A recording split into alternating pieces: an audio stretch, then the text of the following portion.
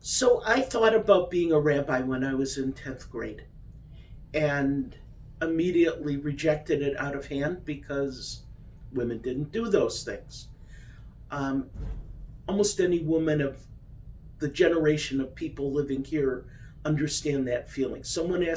One of the residents said to me this morning, so did you challenge them when they said you you couldn't do those things? I said, no, I mean, it was just women didn't do those things. But when I was in college and my mother sent me an article about Sally Presant, who was the first woman ordained in the United States, I started thinking about it again. And I actually stumbled onto a diary entry where I had written that. And I didn't know what kind of rabbi I wanted to be in terms of what I would do. Never occurred to me. Rabbis had congregations. And one of the things that occurred to me right away is that the Reform movement, which was the one ordaining women at that point, was not where I was at in terms of my theology. And I knew that. And I knew I had to somehow resolve that.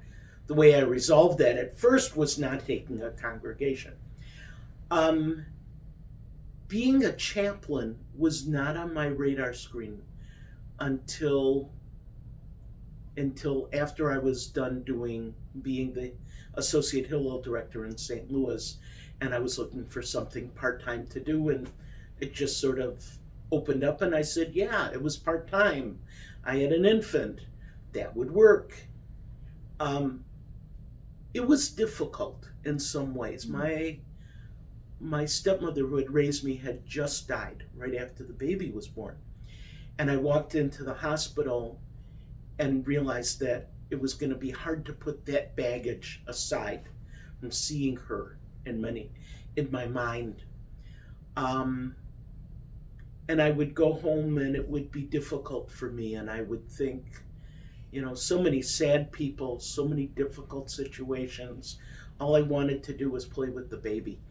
And when I came back to chaplaincy in 1991, I realized that I needed support. I needed a support group.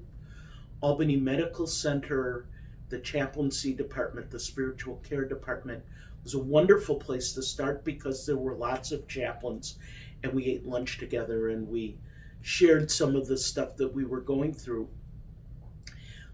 When I worked at the psych center, there were two other chaplains and we supported one another. That gave me an opening so that when I came here, I became active in the National Association of Jewish Chaplains, now known as the Neshama Association of Jewish Chaplains. And